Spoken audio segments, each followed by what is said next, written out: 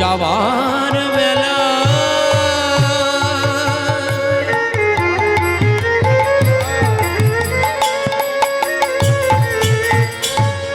দেখবি ও ভাই সবাই বলবে হরি চারে জনাতে কান্ধে করে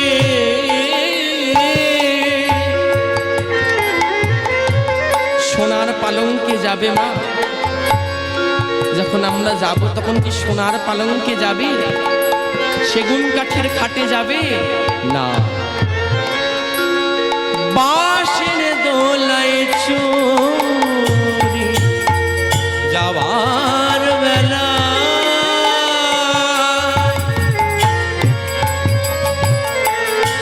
দেখবি ও ভাই সবাই বলবে হরি চারে জনাতে কান্ধে করে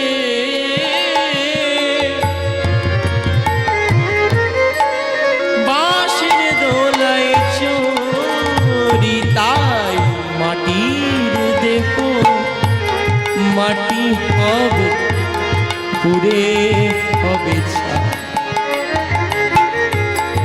এ দেহ পয়সা দেহ গরম কিসের ভাই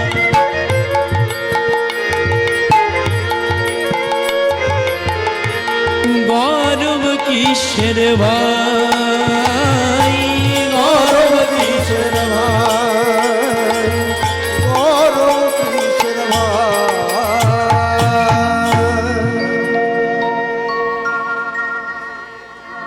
তাই মহারাজ পরীক্ষিত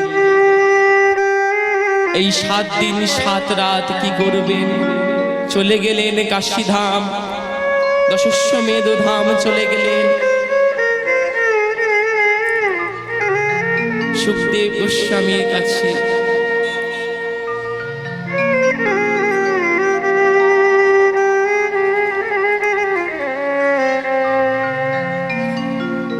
তিনি চলে গেলেন তিনি চলে গিয়ে গুরুদেবকে জিজ্ঞাসা করছে গুরুদেব আমি অভিশাপগ্রস্ত কি অভিশাপ গুরুদেব আজ থেকে 7 দিন 7 রাতের মধ্যে আমার মৃত্যু হবে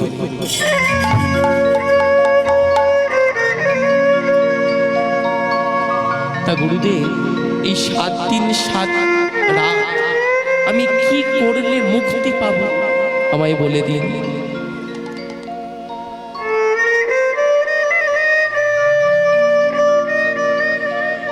সেই কাশীধামের ঘাটে নিয়ে গেলেন জিজ্ঞাসা করছে দেখো তো পরীক্ষিত এই যে এখানে যারা বসে আছে সকলেই কি প্রাপ্তবয়স্ক পূর্ণবয়স্ক পরীক্ষিত দেখছে না এখানে পুরুষ আছে নারী আছে বৃদ্ধ আছে আবার ছোট ছোট ছেলে মেয়েরাও আছে গুরুদেব এরা কি করছে এরা যা করছে তোমাকে ওই যে তাই করতে হবে এরা কি করছে শ্রবণ কীর্তন আদম নিবেদন শ্রবণ কীর্তন আদম নিবেদন শ্রবণ কীর্তন আদম নিবেদন শ্রবণ কীর্তন আদম নিবেদন শ্রী হরির চরণ করো সার শ্রী হরির চরণ করো সার শ্রী হরির চরণ করো সার শ্রী হরির চরণ করো সার হরি নাম শ্রবণ হরি কথা শ্রবণ এই হরি কথা এই হরি নাম শ্রবণ করলে কি হবে হবে আত্মনিবেদন আর যখনই এই আত্মনিবেদন হবে তখন কি হবে কীর্তন আর যখনই কীর্তন হবে মুখ দিয়ে কি বেরিয়ে আসবে? হরি বল। মুখ দিয়ে হরি বল বেরিয়ে আসবে।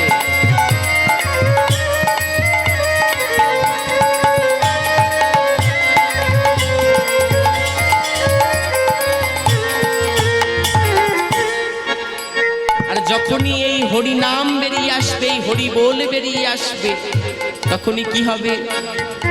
মুখ্য লাভ হয়ে যাবে। শ্রবণ কীর্তন আদম নিবেদন, শ্রবণ কীর্তন শ্রবণ কীর্তন আদম নিবেদন, আদম নিবেদন, শ্রবণ কীর্তন আদম নিবেদন, শ্রী হরির চরণ করো সার, হরি চরণ করো সার, শ্রী হরির চরণ করো সার।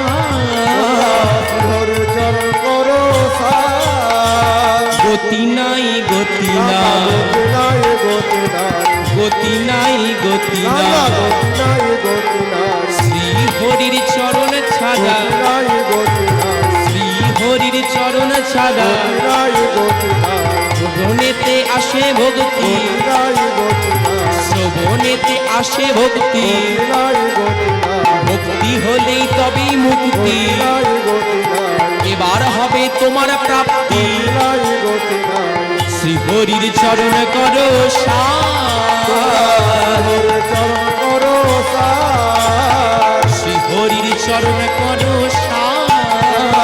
হরি চরণ করো সার, হরি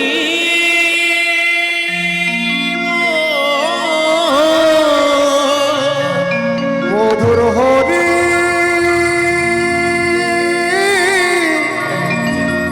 হরি হরি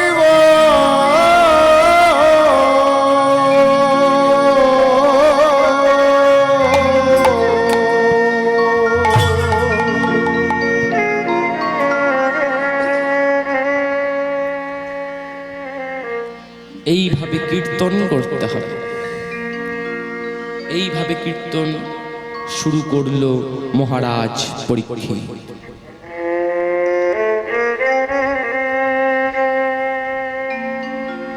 যখন কীর্তন করছে তখন হঠাৎ গুরুদেবকে জিজ্ঞাসা করছে সুখদেব গোস্বামীকে, গুরুদেব, এই যে আমি হরিনাম করছি, এই হরিনামের তাৎপর্য কি? এই হরিনাম করলে কি হবে? এই হরিনাম আমরা কেন করব? প্রশ্নটা ছুড়ে দিল সুখদেব গোস্বামীর পায়ের কাছে। কিন্তু আসল প্রশ্নটা কাদের? আমাদের মতো কলিহত জীবে। তখন সুখদেব গোস্বামী বলছেন, আজ থেকে 538 বছর পূর্বে মা 892 বঙ্গাব্দের 23শে ফাল্গুন 1486 সালে 18ই ফেব্রুয়ারি চাঁদে গ্রহণ স্পর্শ করার সঙ্গে সঙ্গে শচীদেবীর কোল আলো করে, জগন্নাথ মিশ্রের ঘর আলো করে জন্ম নিলেন শ্রী শ্রী গৌরাঙ্গ মহাপ্রভু। তিনি এসেই কি বললেন? আমাদের মতো কলিহত জীবকে প্রথমে এসেই একটি সহজ উপায় অবলম্বন করতে বললেন। বললেন, ওরে কলিহত জীব, এই যে ভব নদী, যে নদীর কোনো কূল নাই, যে নদীর কোনো কিনারা নাই, এপার হতে ওপারে যাবার কোনো পথ নাই।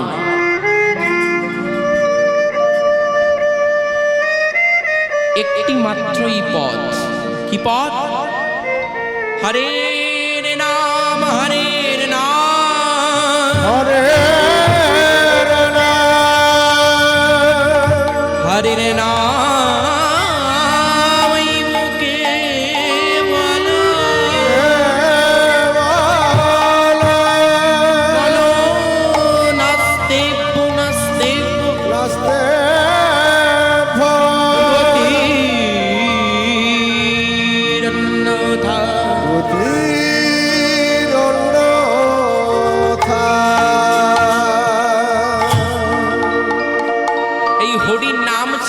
জগৎ জীবের আর কোনো গতি নাই, এই একটি মাত্র পথ,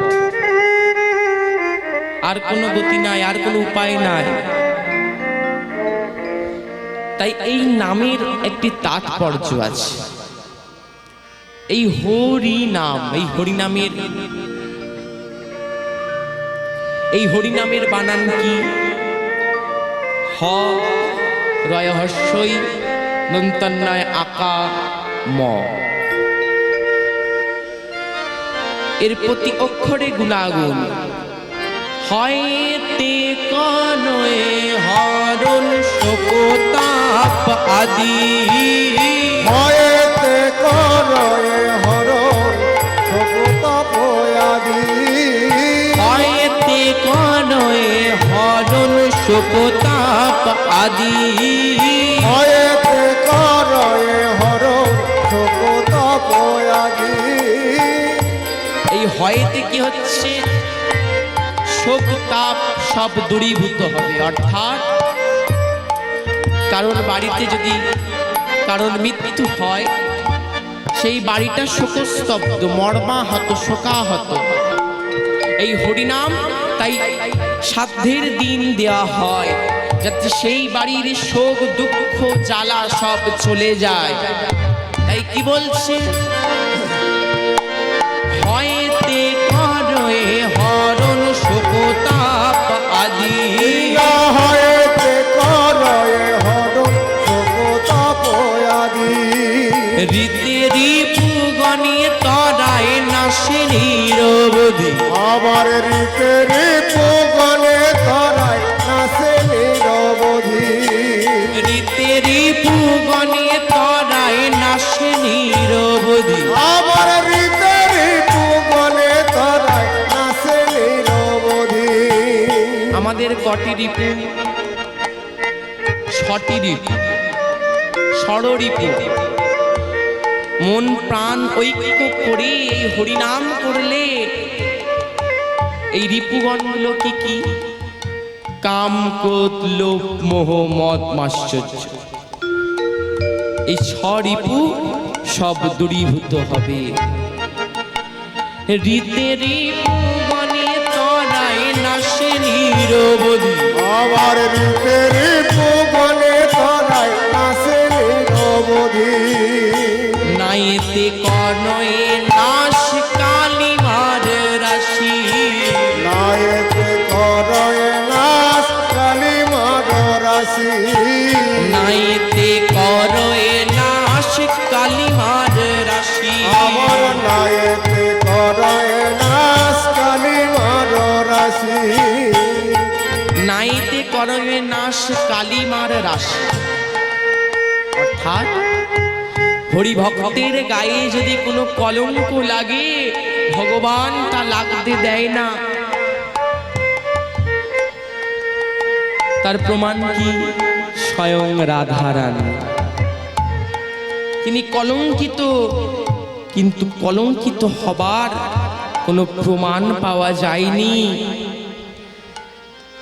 নাইতে করয়ে নাশ কালিমার রাশি, আমার নায়েতে করয়ে নাশ কালিমার রাশি। ময়েতে মঙ্গল হয় লোভে তত্ত্বমসি, আমার ময়েতে মঙ্গল হয় লভে তত্ত্বমসি।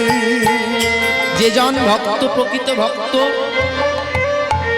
ভগবানকে মন প্রাণ দিয়ে ডাকলে ভগবান সর্বদা তার মঙ্গল সাধন করেন। তাই কি বলছে? ময়েতে মঙ্গল হয় লোভে তত্ত্বমসি, আমার ময়েতে মঙ্গল হয় লভে তত্ত্বমসি। ময়েতে মঙ্গল হয় লোভে তত্ত্বমসি। আমার ময়েতে মঙ্গল হয় লভে তত্ত্বমসি।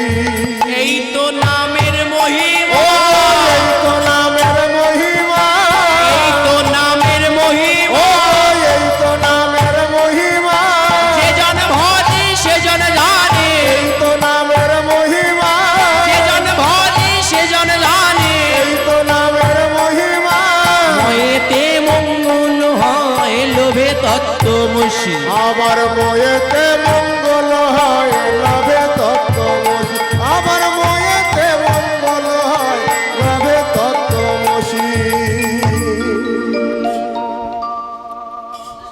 তখন মহারাজ পরীক্ষিত সুখদেব গোস্বামীকে বলছে, গুরুদেব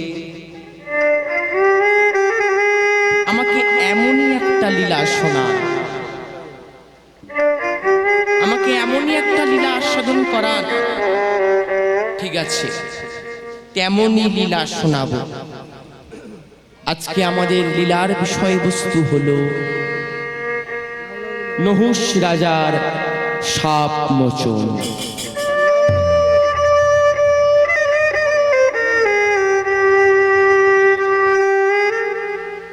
বা নাম নামের মিলন।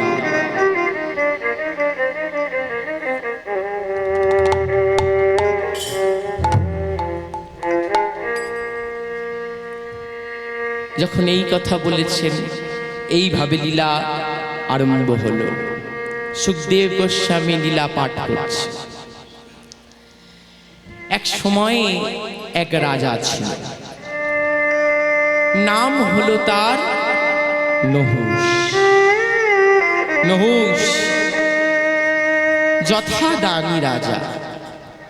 দেবর্ষি নারদের দৃষ্টি গোচর হল। দেবর্ষি নারদ যখন সেই রাজনকে দেখেছে, বাহ বাহ, খুব ভালো, খুব ভালো দান করছে, যে যা চাইছে এই রাজন তাই দান করছে। কেমন করে দান করছে? নিজ কনে কনে দান, নিজ করে করে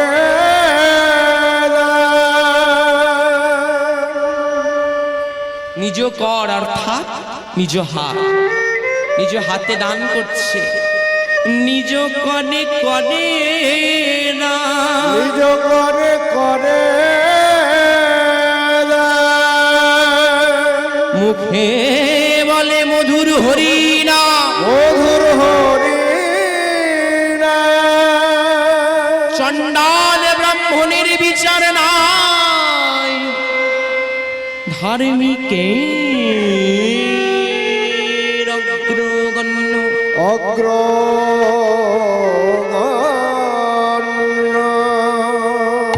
চণ্ডাল ব্রাহ্মণের বিচার নাই। ধার্মিক ব্যক্তি দেখলে আরো বেশি বেশি করে দান করছে সেই রাজন, নাম হলো নহুষ। দান করছে, যখন এইভাবে দান করছে, আর কি বলছে নারদ? আমি এমন জ্ঞানী কবু দেখি না, এমন জ্ঞানী কবু দেখি না, আমি এমন জ্ঞানী কবু দেখি না, এমন জ্ঞানী কবু দেখি না। আর চণ্ডাল ব্রাহ্মণের বিচার না, এমন জ্ঞানী কবু দেখি না, আর চণ্ডাল ব্রাহ্মণের বিচার না, এমন জ্ঞানী কবু দেখি না। খবরটা আমার নারায়ণের কাছে দিতে হবে। আমি এক জ্ঞানী ভক্ত পেয়েছি। ভক্ত আবার মায়েরা, ভক্তর আবার প্রকার ভেদ আছে। আর্তভক্ত, জিজ্ঞাসু ভক্ত,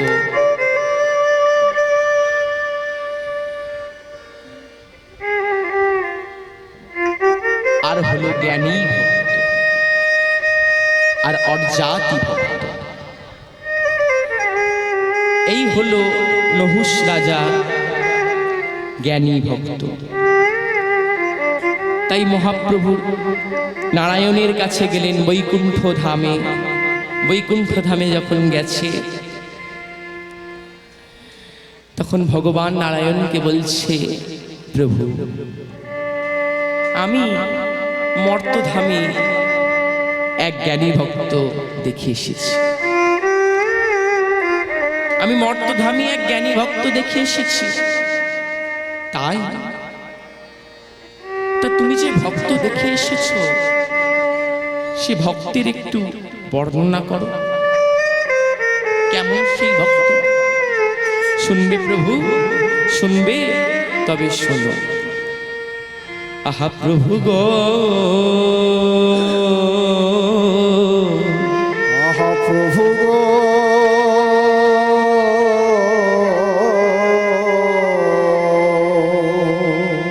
আমি দেখে এলাম নয়ন ভরে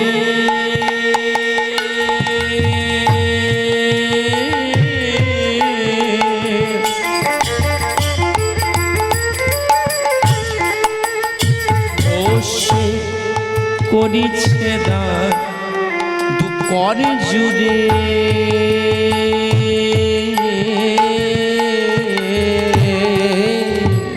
আমি দেখে এলাম নয়ন ভরে।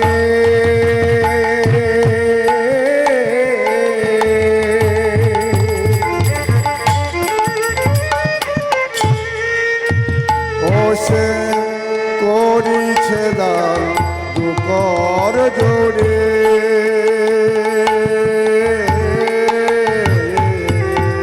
আমি দেখে এলাম নয়ন ভরে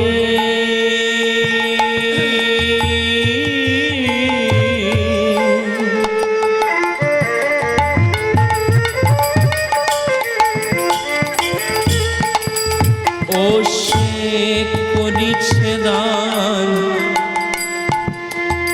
দুপর জুড়ি,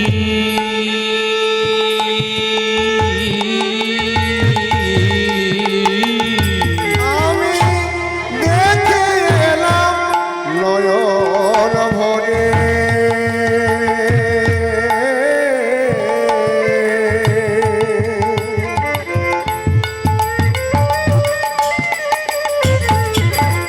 এ করিছে দান দুকর জোড়ে,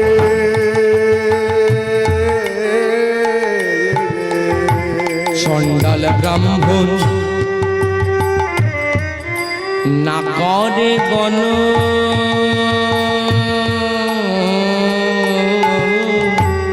দান রাজ, চণ্ডাল ব্রাহ্মণ না করে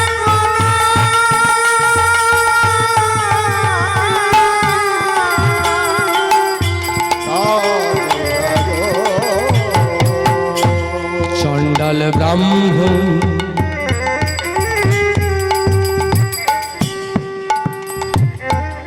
না করে গণ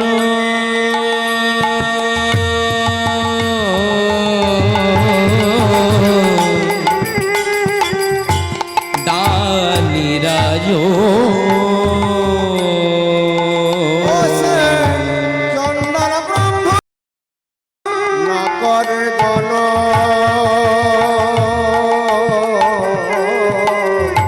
দানের যে বাজাহা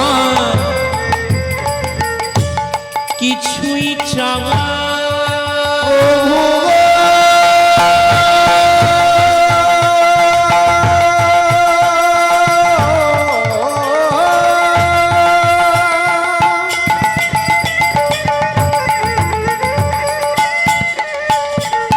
তাই গৌর হরি হরি বল। যে নিজ নয়নে দেখে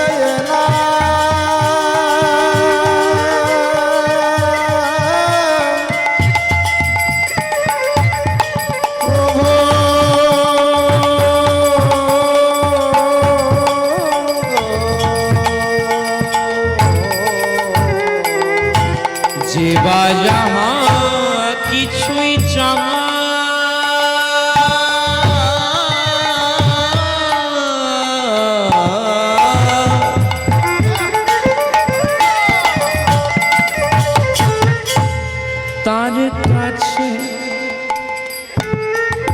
তার কাছে তাহাই পায়া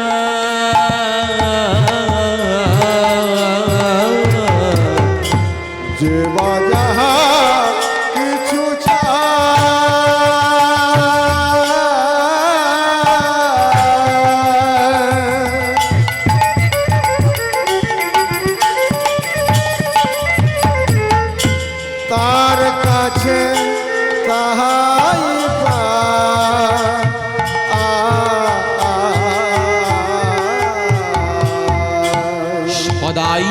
মুখে ও তার সদাই মুখে তোমারি কীর্তন। ও তার সদাই মুখে সদাই মুখে তোমার কীর্তন। ও তার সদাই মুখে তোমারি কীর্তন। দেখলাম সদাই মুখে সদাই মুখে তোমার কীর্তন। আমি এমন দানি প্রভু দেখি না, এমন দানি প্রভু দেখি না, এমন দানি এমন দানি এমন দানি এমন দানি আমি এমন দানি প্রভু দেখি না। এমন দানি প্রভু দেখি না, তার দানের কথা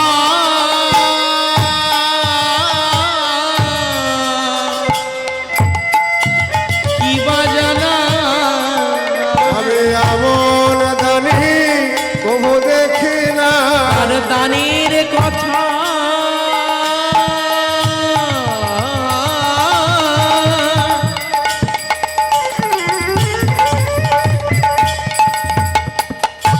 কি বা জানা। আমি এমন দানি প্রভু দেখি না, এমন দানি প্রভু দেখি না। এমন দানি প্রভু দেখি না, তার দানের কথা কি বা জানা। এমন দানি প্রভু দেখি না, তার দানের কথা কি বা জানা। এমন দানি প্রভু দেখি না, তার দানের কথা কি বা জানা। এমন দানি প্রভু দেখি না, তার দানের কথা কি বা জানা। এমন দানি প্রভু দেখি না। তার দানের কথা কি বা জানা। নিতাই গৌর হরি হরি বল। এমন দানি আমি এমন দানি প্রভু দেখি না।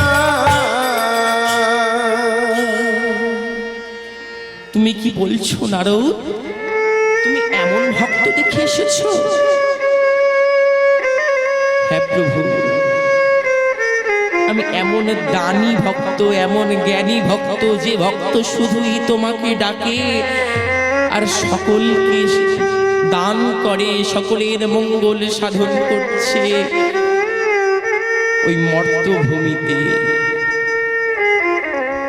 না, পরীক্ষা লব ওই রাজা, যদি দান পরীক্ষায় উত্তীর্ণ হয় আমি আমার বৈকুণ্ঠে তাকে স্থান দেব। তাই গরুর পাখিকে ডাকতে লাগলেন। গরুর পাখি এলো, এসে সেই গরুরের পৃষ্ঠ দেশে বসে ভগবান আমার এই মর্তধামে অবতীর্ণ হলেন। তাহলে মাগো, আমরা এই ভারতবর্ষের মাটিতে জন্মগ্রহণ করে আমরা ধন্য, যিনি কিনা বিশ্ব ব্রহ্মাণ্ডের অধীশ্বর, যার ইচ্ছা ছাড়া গাছের একটা পাতাও পড়ে না মাটিতে। আজ সেই বিশ্ব ব্রহ্মাণ্ডের অধীশ্বর স্বয়ং চতুর্ভুজী নারায়ণ আমাদের এই মর্তধামে অবতীর্ণ হয়েছে।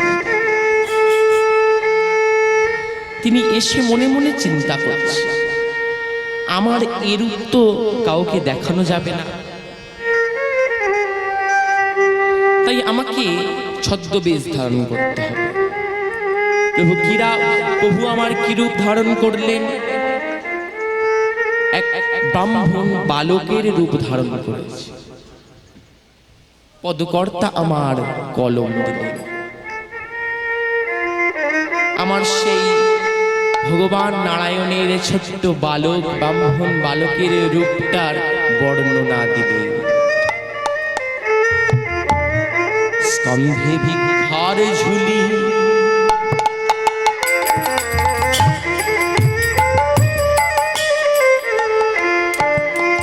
অঙ্গে নামা বলি স্কন্ধে ভিক্ষার ঝুলে অঙ্গে নামা বলি স্কন্ধে ভিক্ষার ঝুলি অঙ্গে নামা বলি স্কন্ধে ভিক্ষার ঝুলে অঙ্গে নামা বলি কুমণ্ডল করে করি স্কন্ধে ভিক্ষার ঝুলে অঙ্গে নামা বলি কমণ্ডল করে করি তিলক লালাটে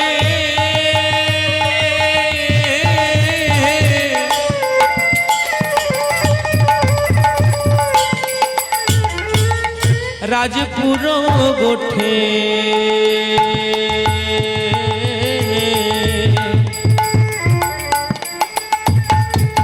চলিলেন শ্রীহরি তিলক লালাটে রাজপুর গোটে চলিলেন শ্রীহরি ওই না তিলক ললাটে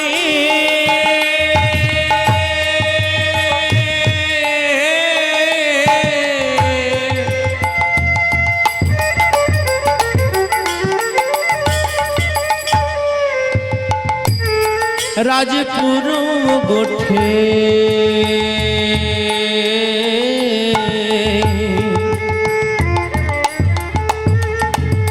চলিলেন শ্রীহরি তিলক লালাটে রাজপুর গোটে চলিলেন শ্রীহরি ওই না চলিছে কেমন গোলক বিহারী চলেছে কেমন গোলক বিহারী দেখো চলিছে কেমন চলিছে কেমন গোলক বিহারী চলেছে কেমন গোলক বিহারী চলেছে কেমন গোলক বিহারী আজ ব্রাহ্মণের বৃষ্টি ধরি চলেছে কেমন গোলক বিহারী আজ ব্রাহ্মণের বেশ ধরি চলেছে কেমন গোলক বিহারী আজ ব্রাহ্মণের বেশ ধরি চলেছে কেমন গোলক বিহারী ভক্তের পরীক্ষার লাগি চলেছে কেমন গোলক বিহারী ভক্তের পরীক্ষার লাগি চলেছে কেমন গোলক বিহারী ভক্তের পরীক্ষার লাগি তাই হরি হরি বল। চলেছে কেমন দেখো চলেছে কেমন গোলক বিহারী আবার তিলক লালাটে রাজপুর গোটে চলিলেন শ্রীহরি প্রভুর তিলক লালাটে রাজপুর গোটে চলিলেন শ্রীহরি আমার প্রভু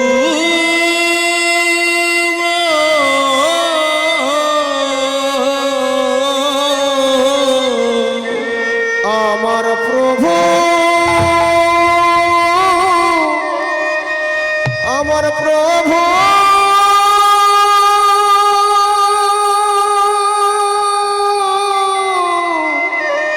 প্রভু গো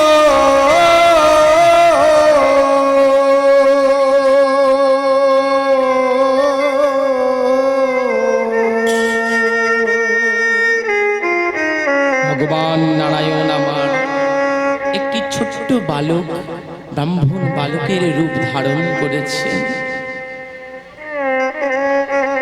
পথ দিয়ে যাচ্ছেন যখনই ভারতবর্ষের মাটিতে পা দিয়েছে এবারে রাজপুরের দিকে যাচ্ছে তখন সবে মাত্র মহারাজ নহুষ দান সেরে অন্তঃপুরের দিকে যাচ্ছিলেন। রাজপুর আর অন্তঃপুরের মধ্যে একটা সিংহদ্বার আছে। দক্ষিণ পদটা অন্তঃপুরের দিকে আর বাম পদটা রাজপুরে। এইভাবে যখনই যেতে যাবে তখনই ভগবান আমার প্রকম্পিত স্বরে চিৎকার করে উঠলেন, মহারাজ নহু ডাকে আমার মহারাজ নহু সে ডাকে আমার মহারাজ নহু সে ডাকে আমার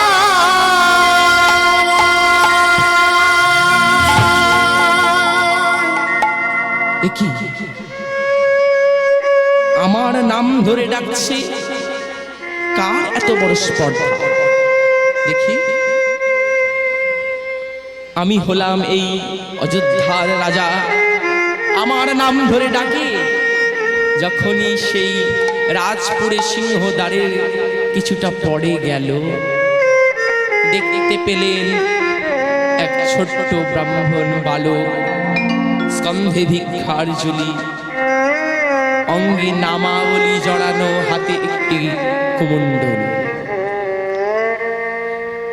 যখনই দেখেছে তখনই ভগবান আমার খিলখিল করে হাসতে লাগলেন, আর নিজেকে ধরে রাখতে পারল না। মনে মনে চিন্তা করছে, কে এই বালক? এ তো মানবের হতে পারে না, এমন রূপ তো কোনো মানবের হতে পারে না। কোলে তুলে নিয়েছে আজ ভগবানকে, আদর করছে। ভালো মনে মনে চিন্তা করছে, কে এই বালক, কোথা থেকে এসেছে? এটাই হয় যখন কুড়ি পদ্ম প্রস্ফুটিত হয়, তেমনি আমার ভগবান আজ তার নয়ন দুটি প্রস্ফুটিত হয়েছে।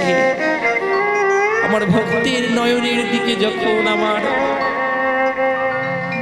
নহুষ রাজা তাকিয়েছে, নহুষ রাজার সঙ্গে যখন আমার ভগবানের নয়নের মিলন ঘটল, আর নিজেকে ধরে রাখতে পারল না। জিজ্ঞাসা করছে, বালক তোমার নাম কি? কি নাম তোমার?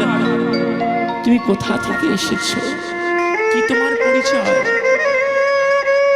সেই বালক সুমিষ্ট কণ্ঠস্বরে বলছে, রাজন আমি কে জানো? হরি ঠাকুর বলে সবাই, হরি ঠাকুর বলে সবাই, হরি ঠাকুর বলে সবাই, আমার হরি ঠাকুর বলে সবাই, ওই নামেতে ডাকে আমায়, হরি ঠাকুর বলে সবাই, ওই নামেতে ডাকে আমায়। হরি ঠাকুর বলে সবাই। হরি ঠাকুর, হরি ঠাকুর, বাহ, খুব ভারী সুন্দর নাম। তা বালো, তোমার নাম হরি ঠাকুর? শোনো রাজন, আমার এই নামের গুণ আছে। আমার নামের গুণে অন্ধ চোখে দেখে, ঘোড়া হেঁটে চলে। কি বলছো? তোমার নামের গুণ আছে? তা বালো, একটা সত্যি করে কথা বলবে, সত্যি করে। তখন ভগবান আমার বলছেন, আমি মিথ্যা কথা বলি না, আমি মিথ্যাবাদীদের শাস্তি প্রদান করি। আচ্ছা মানলাম, তুমি মিথ্যাবাদীদের শাস্তি প্রদান করো, তোমার নামের গুণ আছে। এবার একটা কথা বলো তো, কি কথা? তোমায় এইসব কথাগুলো শেখালো কি? তুমি যে এত কথা বলছো, আমি কারোর কাছে শিখি না। কি বলছো? তুমি আজ আমার কাছ থেকে একটা জ্ঞানের কথা শিখে নাও। কি কথা? আহারে দেহ পুষ্ট হয়, তাই আমাদের কর্তব্য গাছের গোড়ায় জল দেওয়া। এই কথা শুনে মহারাজ নহুষ কিচ্ছুই বুঝতে পারলেন না। তাই বলছে, বালক তোমার এই কথার অর্থটা কি? আমি তো কিছুই বুঝতে পারলাম না। অন্যদিন এসে আমি বলে যাব, আজকে আমার সময় অধিক হয়ে গেছে, আজ আমি যাই। না বালক না, তুমি যেও না বলো, তুমি যেও না, তোমাকে যে আমার বড় ভালো লেগেছে। তখন মনে মনে নহুষরাজা চিন্তা করছে, এ ভগবান হতে পারে না। এরকম তো অনেক নাম আছে, হরি, যদু, মধু, এ তাদের মধ্যেই একজন ব্রাহ্মণ। তা যাই হোক, বলো চলো আমার অন্তঃপুরে নিয়ে গিয়ে আমি তোমায় সেবা দেব, সেবা দেব, পেট ভরে তোমাকে আগে সেবা করাবো, চলো। না না, আমি যাব না। দান দাও রাজা, দান দাও, দান। হ্যাঁ, তোমার এই ঝুলিতে আমি সোনা, মণি, মুক্তা, হীরা সব ভরে দেব। আগে চলো, তোমায় পেট ভরে আগে সেবা করাই, তারপর তো তুমি যা বলবে আমি তাই দেব। বলো। না রাজন, আমি যাব না। দান যদি দিতে হয় দাও, নয়তো আমি চললাম। এই বলে ভগবান আমার পিছন ফিরেছে। যখনই চলে যেতে যাবে, নহুষ রাজা আমার ভগবানের হাতটা ধরেছে। না বলো, তোমাকে তো আমি কিছুতেই ছাড়ছি না। বলো তুমি কি চাও?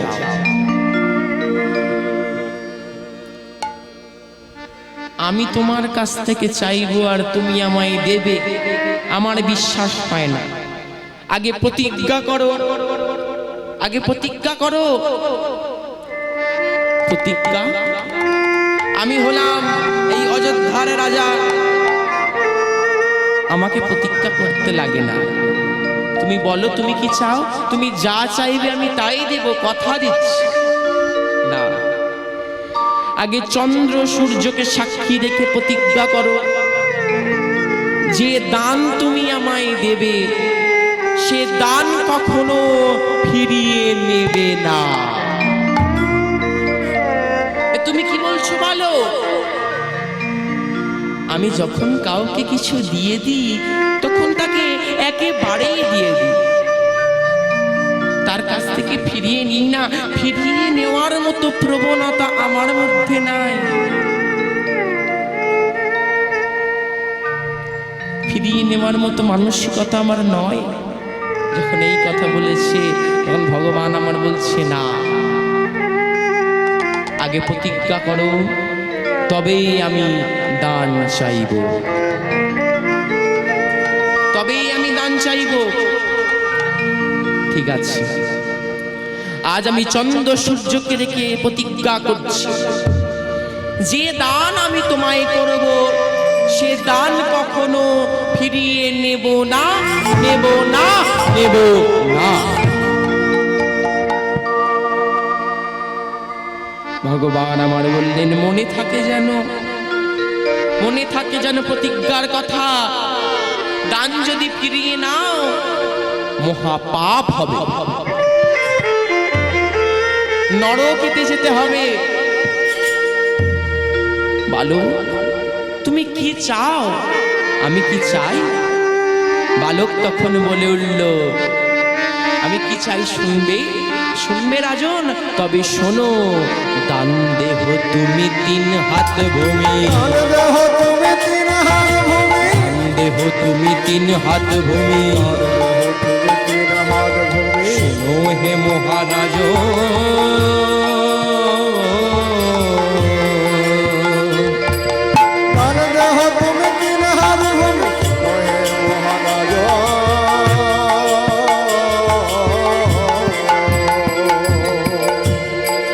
ওই না শপথের দানে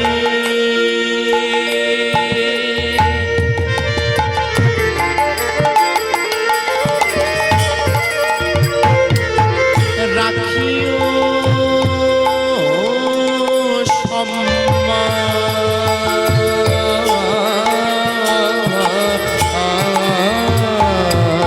শপথের দানে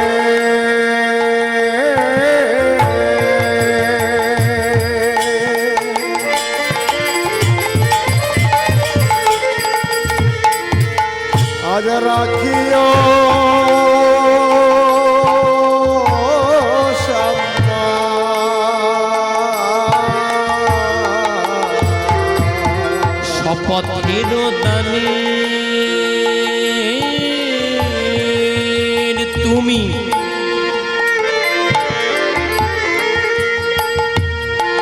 রাখিও সম্মান।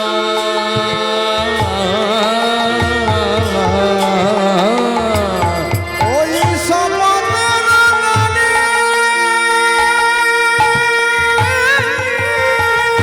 তাই গৌর হরি হরি বল।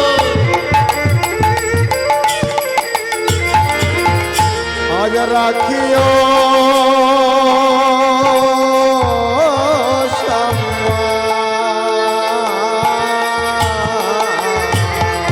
জানলো জগত জয়, জানলো জগৎ জানলো জগৎ জয়। জানলো জগৎ না না,